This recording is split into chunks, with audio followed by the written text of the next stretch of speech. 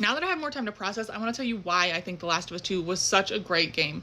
One that had my ADHD brain, which normally has like a million thoughts swirling around at all times, stunned to silence for like 10 minutes. My brain is never silent. But I was just like, holy shit, that was a fucking game.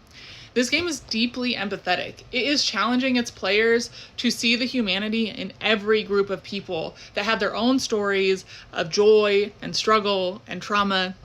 And I do think it was a little bit easier for me to see it that way because I had the benefit of having seen the show.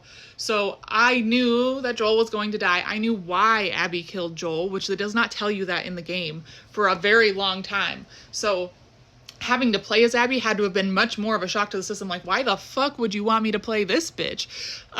But because I had all of that insight and I knew I was going to play as Abby, it was easier for me to like look at her through an empathetic light. So you start out the game as Ellie, and you can see why she is angry and going after Abby and wants to, be murderous towards her. It all makes sense. And you can empathize with her guilt and her shame.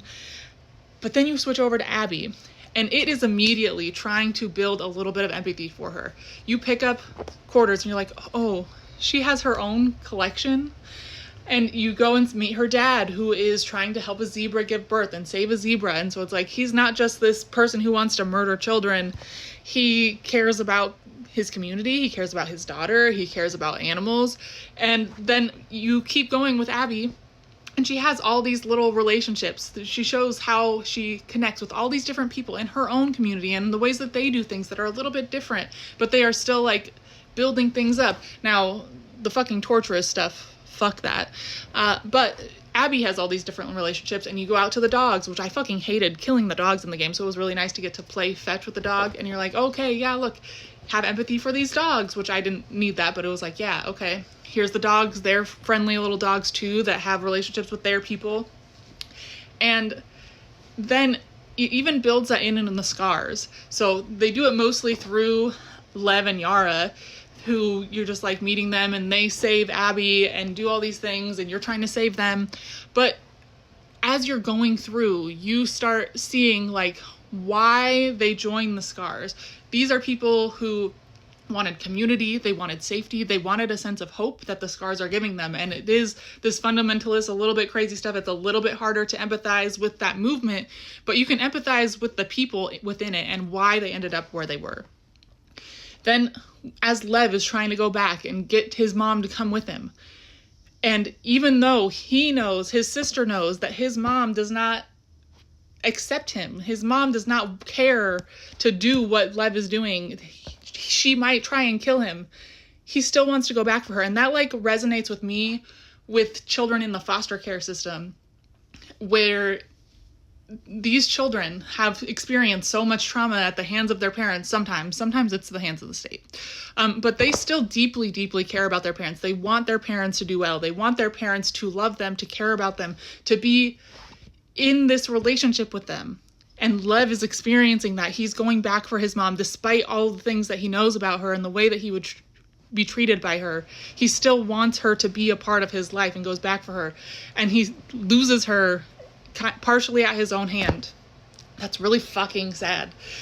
And then you go to the end of the game and you think like, okay, this is Ellie's happy ending. You think, here's all these things that Ellie's getting. She has this baby that she has this great relationship with. She has these paintings that she's made of her family. She has sheep. She has like peace. She has this peaceful world. But she still has the PTSD. And so she decides to give up all of that joy. Even though Dina tells her she won't be waiting there when she gets back, she goes anyways. And you're like, Ellie, don't fucking do that. Ellie, don't fucking go. You understand why she has this intent to get Abby, but you're like, please don't do this. It's such a mistake. And then you go in and you fight all these fucking people so that you can kill Abby. And you get to the end and Abby just wants to leave. She just wants to go. And you have to fight her, and I don't want to do it. It made me cry. I was crying fighting Abby because I was like, I don't want to do this. This is going to hurt Ellie more than it's going to help her. I know that killing Abby is going to be a mistake. And as she's about to fucking kill Abby, she sees a flash of Joel. That's not a PTSD flash. It's a happy flash. And she finally realizes, like, killing Abby is not going to bring Joel back. And that's when she lets him go.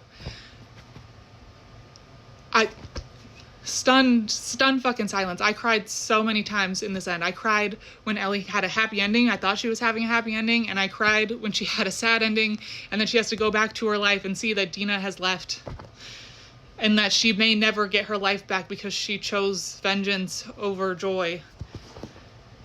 Ugh.